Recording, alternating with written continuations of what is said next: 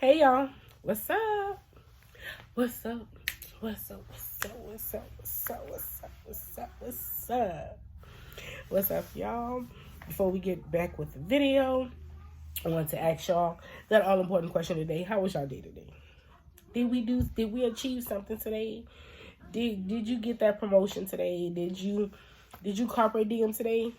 If not, fuck it. That's always tomorrow. Now, today, the story that I'm coming with you with is actually America's first documented kidnapping and ransom case. Now, when I read about this case, I was like, well, damn. That's fucked up. Now, there are a few kind of like odds and ends of the story, but for what I can get, this is what I could gather from reading about the story. Now, this little boy, Charley Ross, he has been missing a grand total of 145 years as of the day of this story. He dead. I'm so sorry, y'all. Now, I couldn't find too much of his childhood before the abduction happened.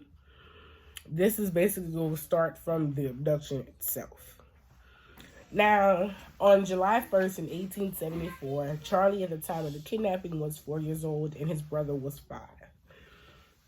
Now, it was said, I did find out later on that he did have 2 other siblings, 2 sisters. But they didn't show up in this story.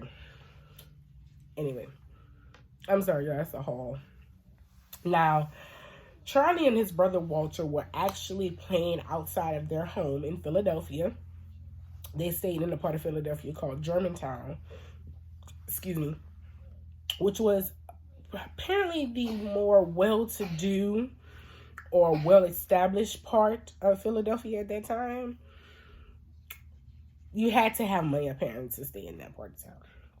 Now, all of a sudden, a horse-drawn carriage pulled up with 2 men in it and lured Charley and Walter to it by the promise of fireworks and candy. Now, being back then, the kids got in. When the kids got in, they basically proceeded to actually ride through the streets of Philadelphia with the boys in plain sight. Yeah. You go understand why I made that face in a minute. Now, they decided to stop to a store. One of the men gave Walter, Charley's brother, 25 cents to go into the store to get some fireworks and candy. Now, Walter got out. And they left Walter at the store and drove off with Charley.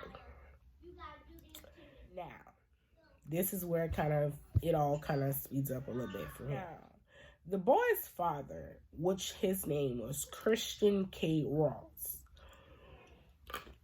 right after when they realized Charley was missing, which was the same day, they started immediately started getting ransom notes. I mean, basically hours after he was kidnapped, they started receiving ransom notes. And the thing about the ransom notes is they were semi-illiterate. I guess reading wasn't really fundamental back then, or spelling wasn't. Because I've read part of one of the ransom notes, and they misspelled even the simplest of words. Now, back then, we all know that money with inflation was a lot. Now, $20,000 even today is a lot.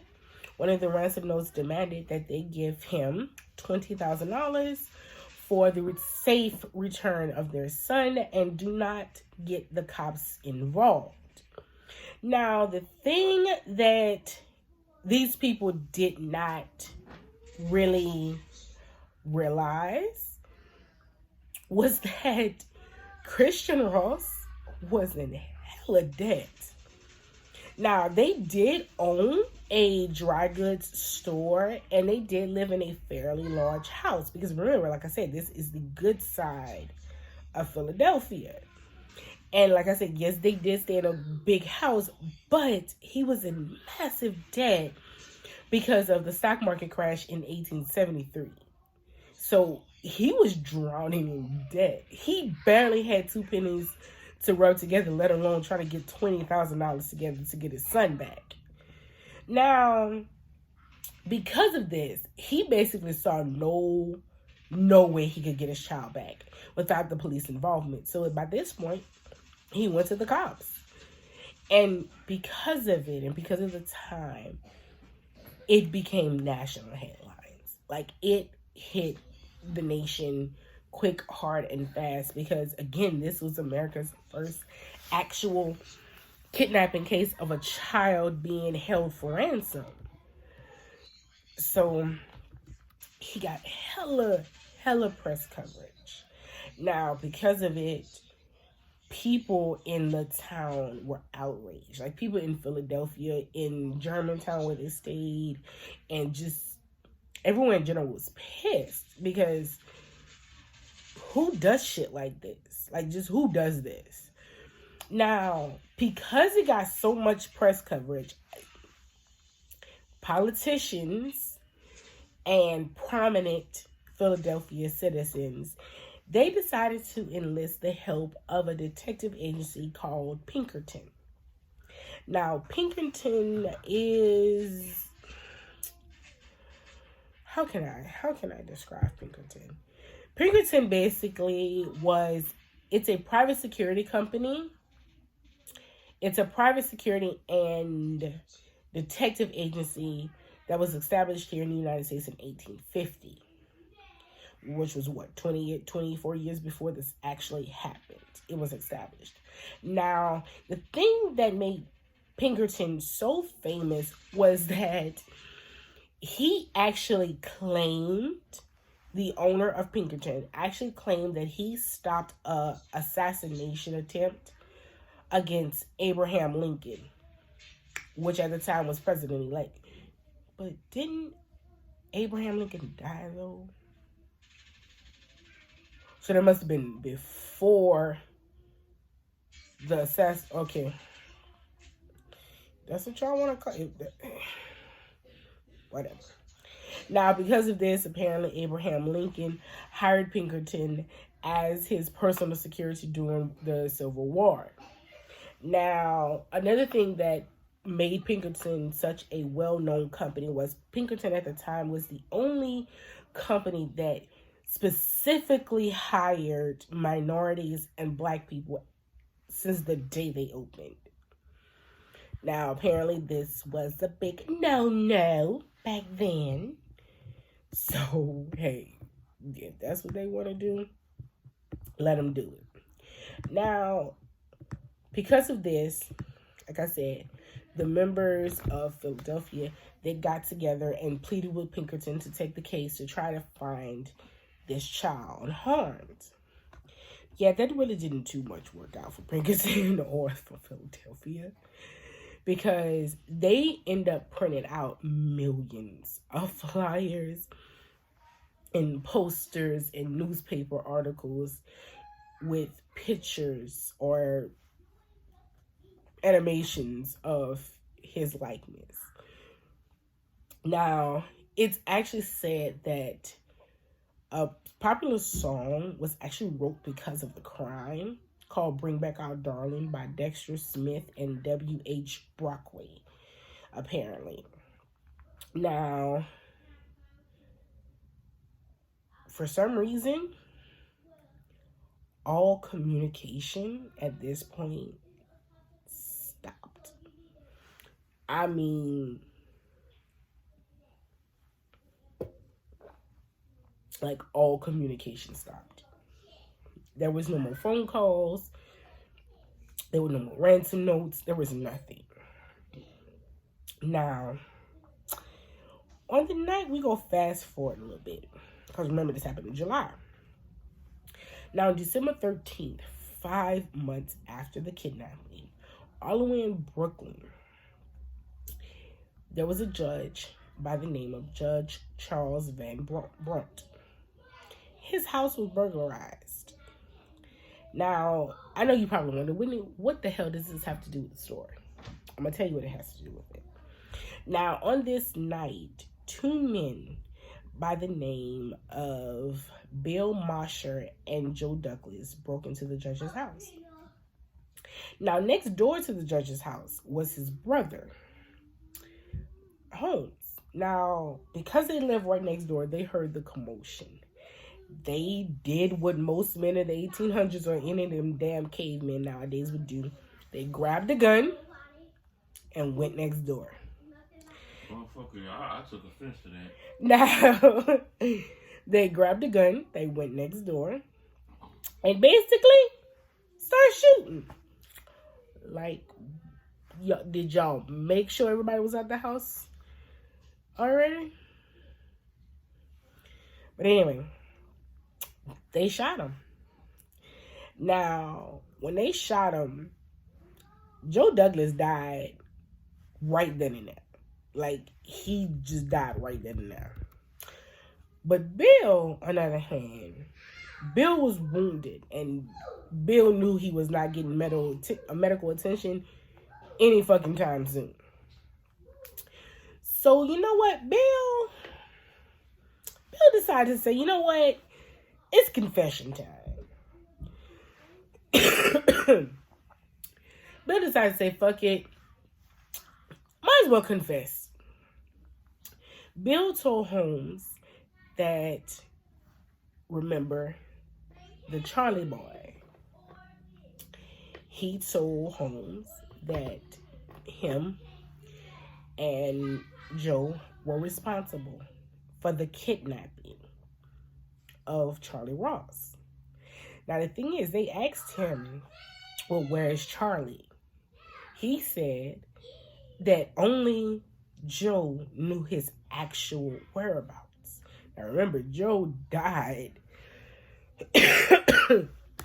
Joe died from his wounds automatically. So they can't ask Joe. Bill's on his deathbed. Well, not deathbed, but he's literally dying by the second. So, what the hell? But he did say the child was alive. They were supposed to bring the child back the first of the year. Now, what made his statements more controversial was the fact that not only was he supposed to return the child, the only other person that knew his whereabouts, y'all killed him, but the child was by itself. So that really kind of just... Anyway, so within 2 hours of him telling Holmes this, he passed away. I don't even know if I say unfortunately in this instance, because the dude was just a dick and ass. But anyway, now within 2 hours, he died. Now, remember, when Charlie was kidnapped, the only technical witness to this crime was his brother Walter. So when Bill died, they sent a telegram to Philadelphia to the Ross family. They basically sent a telegraph saying that they may have had a lead to their son's kidnapping. But they needed the witness, the only living witness, which was Walter. So they basically got Walter, brought him up to New York to identify the bodies. Now, when he got there, and this is the one thing I can give him, Walter was adamant from the day his brother was kidnapped on the description of the two men. He identified both men as the people who kidnapped him and his brother. The detectives asked him, "Are you positive?" He said yes. The reason why is because of Bill Mosher's nose, he called it a monkey nose. The reason why he called it a monkey nose because apparently it was deformed and it looks like an actual monkey nose. And it was deformed because it was found out that he actually had syphilis. Damn, syphilis can fuck up your nose like that? Y'all better go get checked. Now, even though without a shadow of doubt, these are the two men, Charlie's still missing. Now, we're going to fast forward a little bit. There are two friends. One of their friends, which was a police officer by the name of William, basically was charged with the kidnapping and murder of this child. Now, the thing that kind of got me was he basically kept saying, I don't know where this child is. Even though William was a confidant, I don't know where this child is. I just don't. But they didn't believe him. And the thing is, there was literally absolutely no evidence actually tying him to either the kidnapping or to even knowing the whereabouts. But yet, I guess the police just wanted to close the case. That's why they just used William as a scapegoat. And to add insult to injury, he's a damn cop. Damn, that's fucked up. Now, 2 years after the kidnapping, Christian Ross, the dad, he was still adamant he wanted his son found. And which is understandable. He's a dad. Of course he would want his son found. He actually wrote a book called The Father's Story of Charley Ross, the Kidnapped Child. Now, he wrote this book, honestly, to tell his side of the story of what happens to parents of kidnapped children and what you should and shouldn't do. And also to generate money because he still wants to search for his son. He still wanted his son found. But the thing is, the media kind of had no interest in the story at this point. So, what was he supposed to do? Now, with the release of the book, he started giving press tours and things like that to try to get people to understand not only is this could happen to me, but it basically could happen to you too. And honestly, it's true. Now, him and his wife, they basically searched for their son to the day they both died. The father died in 1897, and the wife died in 1912. It is said they both died of what we call today heartbreak syndrome. They died of a broken heart. And again, it's understandable. Now, from 1878 to their deaths, they interviewed 570 boys, men, and eventually grown men who claimed to be Charley Ross. And of course, with DNA testing not ever actually existing, it was hard. And they interviewed every one of these people.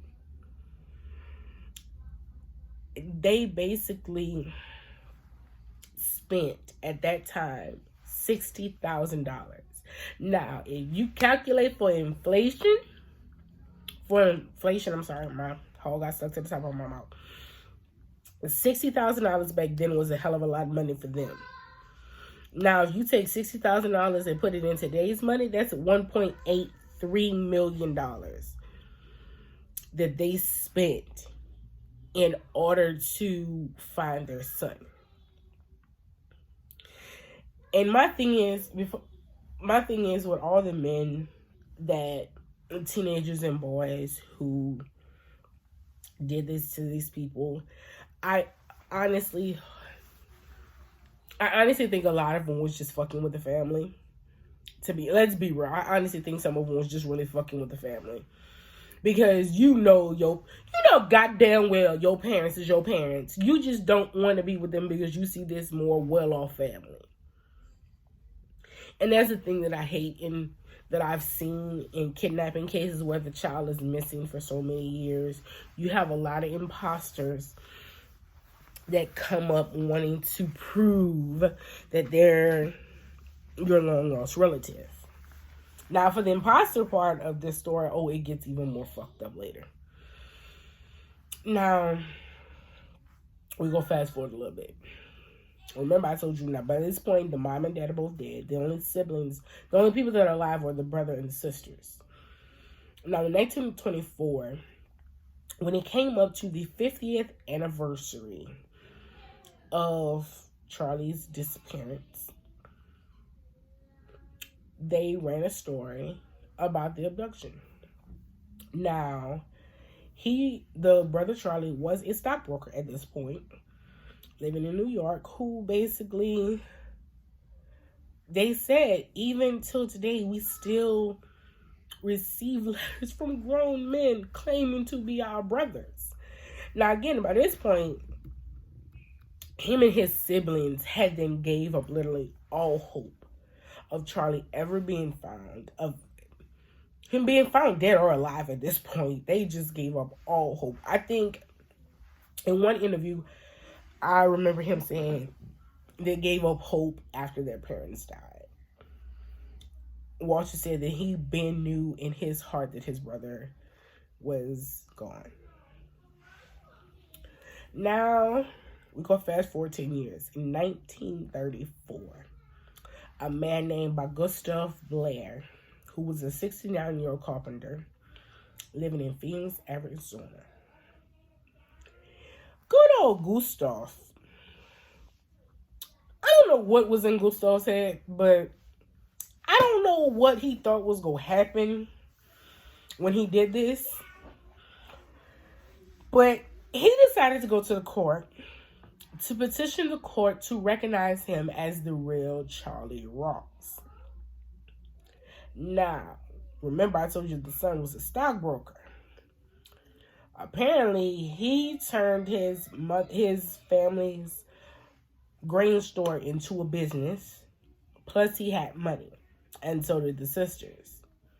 Plus, they had their parents' estate. So, I'm not sure if he thought these people would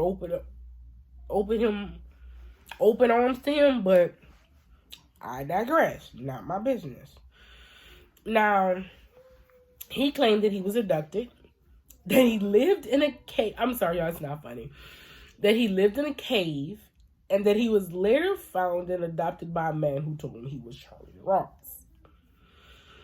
Now, when Walter heard this, Walter's like, you know what? Fuck this. Nope. Absolutely not. You're a crank, apparently. I don't know what the fuck a crank means, but that's what he said in the interview. He said, you're a crank. And the idea that my brother is not only still alive, is not only absurd, but this man's story is unconvincing. We have long given up hope that Charles would ever be found alive. This is an actual interview the brother gave to the media when the media found out about this. And the media ate it up. Like, the media had a field day with this shit. Now, even though he filed a petition with the court, it went uncontested.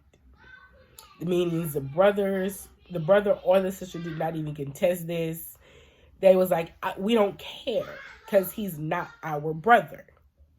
Now, even though the court ruled that Gustav was actually Charles Brewster Ross in March of 1939. Why he wanted to be Charlie Ross so bad, I don't understand. Again, maybe he thought he would have a family. I don't know. But even despite the ruling, the entire Ross family, even the siblings, their kids, and other family members, they all heavily, and I mean heavily, refused to recognize him as Charlie. And honestly, I kind of get it, because this happened in the 1800s and you waited till now to come forward when our family has not only gotten over this, but we're rich now? Bitch, please get the fuck out of my face. Now, because of this, they refused to give him any piece of their family's estate, their parents' estate, their money. They refused to help him financially in any type of way. Now, because of this, because the court had decided to rule him as Charlie Ross, he actually tried to move to Los Angeles for a while with his wife and tried to sell his life story to a movie studio. Now, apparently, movie studios at this point of course you heard of the Charlie Ross story by this point, but they also heard that none of the family would actually be involved, and none of the family actually considered him as a family member. They told him, deuces, peace. No. Now, then he decided to move. Why did he decide to move to the same damn town as the family is still a puzzle to me. But not my business. We go move right along. Now, then he moved. He only stayed in Philadelphia, I want to say, a few months. Then he moved back to Phoenix, Arizona. Now, poor baby, in 1943, in December, he died. And on his deathbed, he still claimed that he was Charlie Ross. I honestly, I'm going to say this. If he was Charlie Ross, it is fucked up what happened to him if he really was Charlie. But if he wasn't, which a lot of people believe he really wasn't, and a lot of people till today still kind of are trying to figure out what was the evidence that he even had to show that he may have been Charlie to the court, to even petition the court, let alone get them to rule it. But now that was the most famous profile case at that time. Now, because of it, it also begs to differ a lot of things that you have to be careful with. The saying, don't take candy from strangers, actually comes from this particular case. Because then parents started to lock their doors, because people started to watch their children. Why the fuck you wasn't watching your children before is beyond me, but that's not my business. We're gonna move on. But that is the end of the story for today. I hope you guys... Oh, another thing.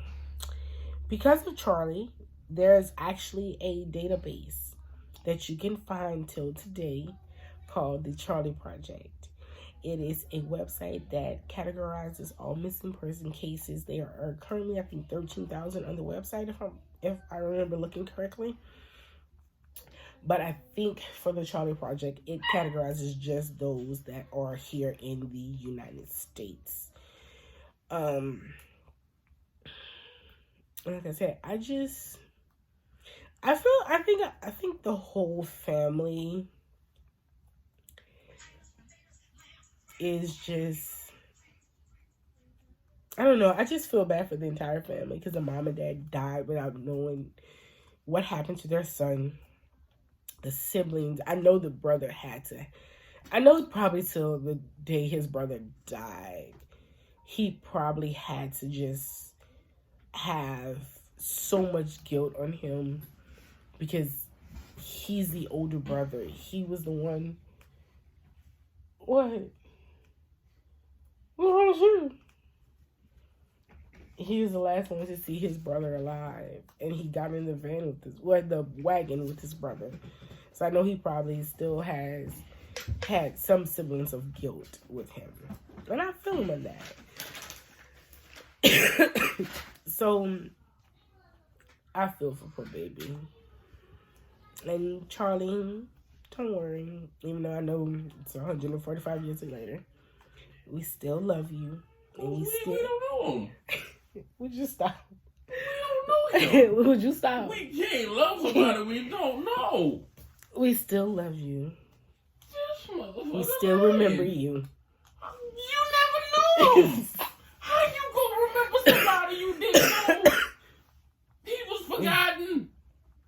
Take this part out. Why? You never knew him. Josh. You're lying. Stop it. You didn't know him. Anyway, guys, I'm signing off. Remember, like I said, always remember. What the fuck did you sign on? Oh, shit.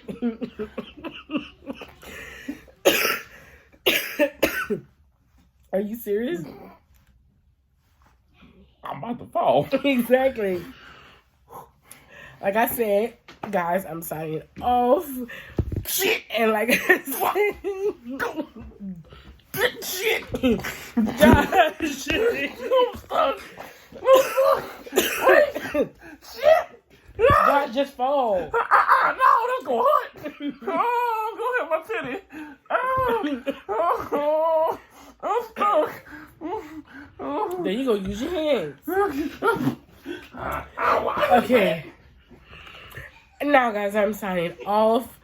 And like I always say, so long, farewell to you, my friend. Josh, scoot back some. Goodbye. So long. I can't do my outro. Until we meet again. Bye, guys. Like I said, I'm signing out, guys. Remember, I love you guys. I don't know y'all. I love you And too. y'all are beautiful. Probably y'all not. The world is yours. Never let someone tell you. The world ain't free. The government running. All governments. My left hand hurt.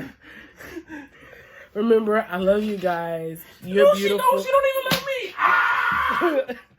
Remember, I'm so battery. I love you guys. The world is yours. You're beautiful, and don't let anyone ever tell you any different. I'm gonna be